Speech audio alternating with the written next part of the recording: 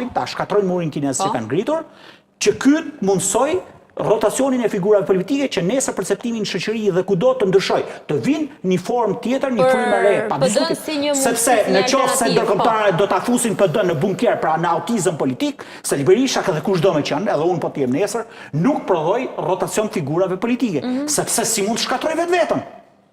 Si mund shkatroj vetveten. Rotacioni i figurave politike bëhet me kushtin për të ardhur në qeverisje, ose përndryshe nuk ka rotacion, do marrë besnikët e vet.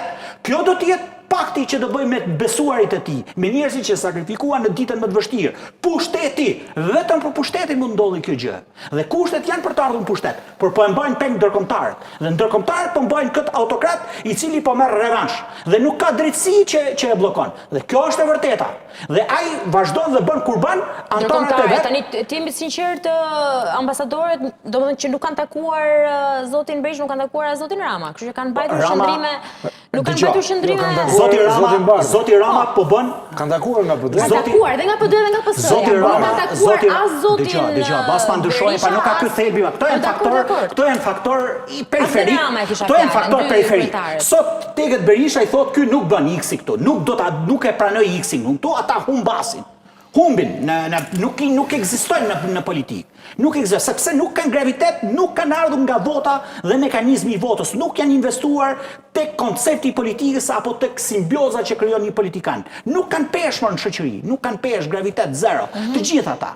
Sepse kështu është bërë politika shqiptare, ndonjëherë ja kanë bërë dhe me hile, pa diskutim, por kjo është muhabet tjetër. E vërteta është qëndron qofse ndërkombëtarët nuk hapin rrugën për të komunikuar me zotin Berisha, i cili është faktor i pa shmangshëm.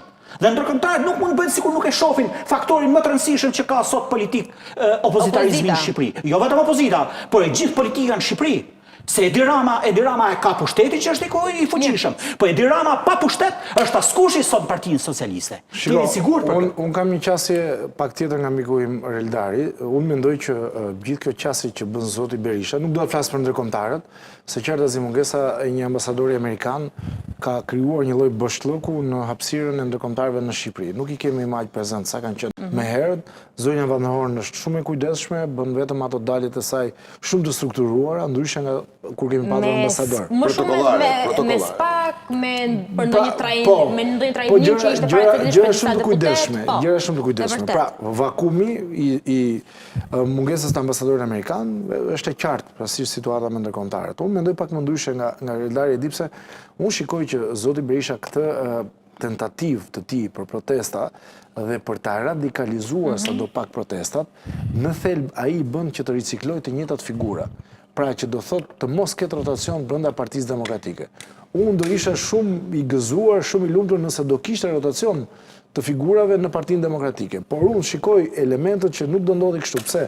Sepse radikalizimi i situatës dhe pasja e disa deputetëve që kanë kaluar të Partia Socialiste, siç ishte ish deputeti Sula, dhe shumë elemente, shumë komponentë të tjerë, dhe sidomos tensionimi që po i bë situatës politike është që në fund të ditës zoti Berisha ta ketë shumë të lehtë pjesën e konfirmimit të grupit të tij radikal në krye të PD-s, sepse në situatë radikale duhen njerëz radikal. Dhe nuk mundet të ketë rotacion brenda kampit demokrat, sepse në fund ditës, nëse do ishte kjo hapja e madhe e Partisë Demokratike. Kjo është këshill për ta mbajtur PD-n e fortë apo Jo, nuk është këshill, nuk është këshill. Unë them është analizë, është një radiografi, po lexoj pamjen.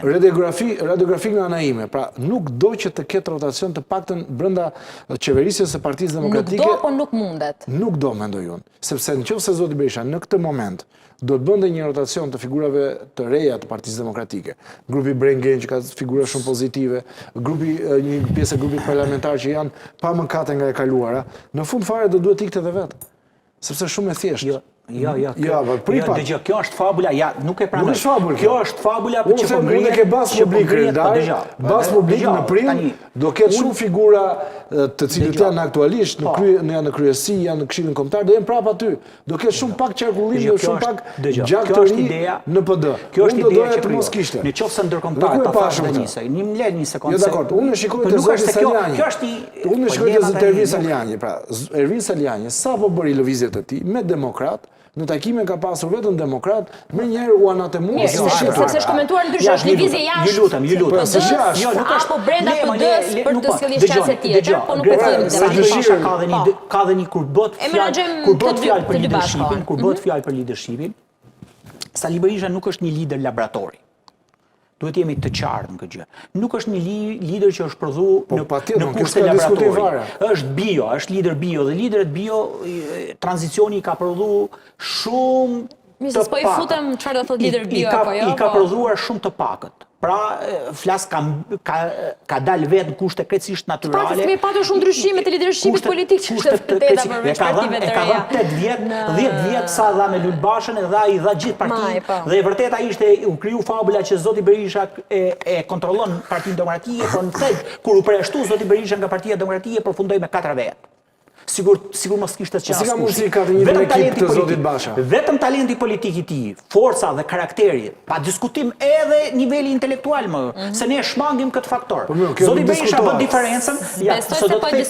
Zoti Berisha bën diferencën. Kjo është shumë e madhe, është gjë e rëndësishme. Zotit Basha është një të zotit Basha i ka problemi se politika ka pragmatizëm, Shqipëri politika ka pragmatizëm. Është edhe vërtet një impuls që vjen nga kodi elektoral që liderët politikë kontrollojnë partinë.